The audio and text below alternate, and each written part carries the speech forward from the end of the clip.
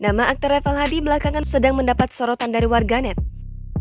Terlebih setelah aktingnya sebagai Mas Bian dalam series Wedding Agreement mencuri perhatian.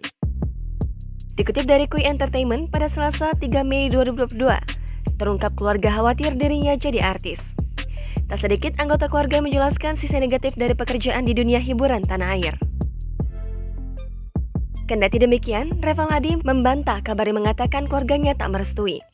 Menurutnya, kekhawatiran itu timbul karena menjadi artis merupakan pekerjaan baru di keluarganya. Sehingga ini menjadi tantangan bagi sang aktor untuk membangun rasa percaya keluarga.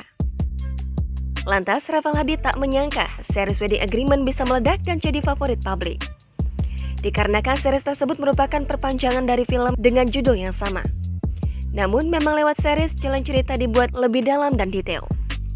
Reval Hadi mengaku lebih mudah lakukan penghayatan karena tim yang sama dengan film.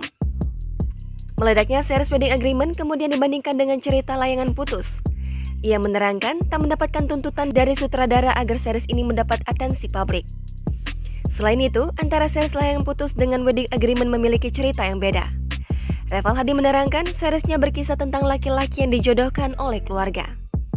Padahal kala itu, ia sudah memiliki tunangan dan ingin mempertahankan hubungan tersebut.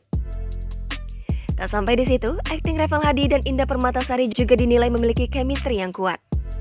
Namun, aktor 28 tahun itu ogah belak-belakan soal proyek baru bersama istri Arik Riting ini. Ia juga enggan menjawab soal kemungkinan ada series Wedding Agreement Season 2. Reval Hadi justru meminta agar penggemar untuk menunggu kabar baiknya. Berperan sebagai suami dalam series tak membuat Reval Hadi ingin buru-buru menikah. Ia justru santai karena mendapat banyak pengalaman dari rumah tangga sang kakak.